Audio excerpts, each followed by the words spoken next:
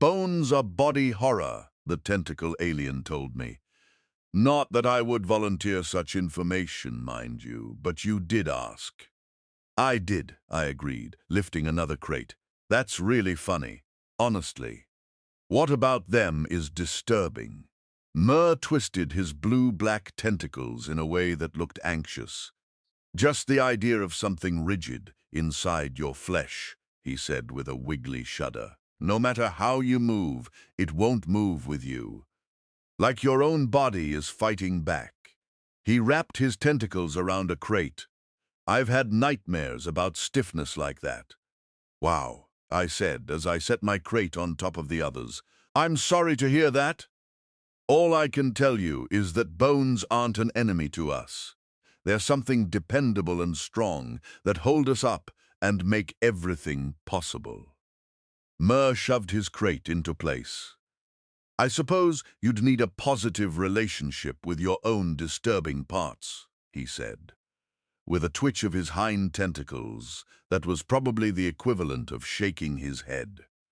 Since a strong arm's pointy squid head was the majority of their body, they didn't seem to go in for human-style nods. Well, sure. Same as you, I said, checking the hovercart for more crates. You know most humans find tentacles creepy, right? I have heard, he said with a smug little smile. No nods, but yes smiles. With a mouth in the right place, even. I was privately glad that he had a mouth on the front of his head instead of hidden among his tentacles like an earth cephalopod. I was debating whether to tell him that when a crewmate of an entirely different body type walked in on clicking feet. I pointed at him. What about exoskeletons, I asked Mur. Ji stopped beside the cart. What about exoskeletons? He demanded. He struck a pose out of an intergalactic fashion show, letting the ship's lights play on his vivid purple carapace while he snapped his pincher arms. Are you squishies jealous? Sure, let's go with that, Mur told him before turning to me. Exoskeletons are different from bones. They're like an exosuit, a protective case for the natural softness. Ji held the pose, a glorious one. Yes, Ji, you're very pretty. Mur sounded more than a little patronizing, but Ji didn't seem to mind. That is the proper amount of respect, the bug alien said. He relaxed to grasp the cart handles with his pinchers and towed it out of the room. I will return with more freeze-dried foodstuffs. Make sure you tie those crates down. Yeah, we've got it, Mur told him. Make sure you get the right ones. 2 of the 3 shipments look similar. This is obvious to one with such excellent color vision as myself. Mur made the little popping noises that pass for laughter and turned toward the adjustable netting. He threw one end to me. We spent the next few minutes fastening things down to industry standards, which still seemed a little excessive. I'd never seen the ship's anti-gravity fail yet, but I supposed meteor impacts were possible. Some of those buggers were much faster than I'd ever expected before I got into space. We're going to need a replacement for this one, Mur said. Fingering a hole in one net. Does it count as fingering if he used a tentacle tip? Tentacling just doesn't sound right. He set it aside near the door. Do we have enough for now? I asked. Yeah, probably, he said. We just can't forget on the next restocking trip. Hey, Paint. He called after someone who'd just passed the doorway. Paint, she said, replying with her own name where I would have said, yes, or what? Her full name was Painted Sunset, but since that sounded way too much like the captain's name, Piercing Sunlight, she just stuck to Paint. She poked her snout of mottled orange scales around the doorframe, all polite curiosity. Can you put another net on the shopping list? Mur asked. Big or small? Big, please. Got it. One question for you. What's that? Mur asked. Paint spun to stick her tail out into the doorway. She had something taped to it, a stapler. Whatever it was It clacked like a tiny crocodile when she moved. "Have you seen any tasty fish around here?" she said in a growly voice. "Raw!" With a long-suffering sigh, Mer told her, "No, but there are probably some in the kitchen." "Thanks." Paint spun again and stuck her head out. "Was it scary?" "I think it needs eyes to be really scary," Mer sighed. "That was good," I said. "Eyes would be better."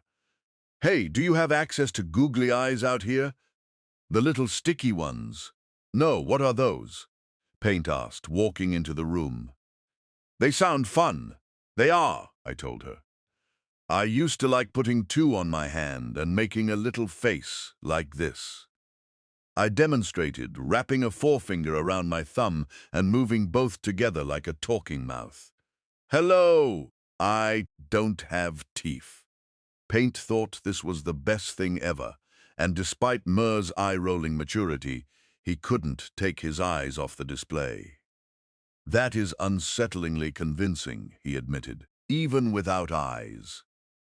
If I saw that sneak around a corner and start talking to me, I'd believe we had a stowaway of a species I'd never seen before." He pointed 3 tentacles at my face. "Do not do that as a prank, or I'll throw your shoes out the airlock. I know you treasure those." "It's not that I treasure them," I said. "The floor is just cold without them, and I could step on something sharp." "Yeah, so that's life," the squid-like alien said. "You don't see me wearing an exosuit about the ship just because the floor is cold." "Hey, do that hand thing one more time," Paint said. "I think I've almost got it." Her scaly orange fingers were too short to manage the same effect, but she was trying. "More crates," announced G from the hallway. "Make some emptiness." The 3 of us moved aside for him to direct the hovercart into place. Paint gushed about the hand thing. "It looks so convincing. I can't do it right." "Show him!" I did, feeling a bit silly in front of his unblinking, massive eyes. His antennae held still, making his expression hard to read. "Hello," I said. "I'm a mouth." "That's not a mouth," he declared. Before I could say, "Yeah, that's the point," he stepped back from the cart. With a flourish, he tucked his head low against his shoulders and bent his pincher arms into a terrifying facsimile of a gaping jaw, lined with teeth. Paint squeaked. Mer slapped a tentacle against the floor. "Wow," I said. "Yeah, googly eyes have nothing on that." Mer pointed at him.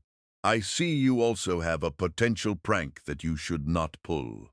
At the same time, Paint exclaimed, "You have to show sunlight." Mer gave her a look. "Do not terrify the captain." "No, no, she'll love it. I'm pretty sure she's busy."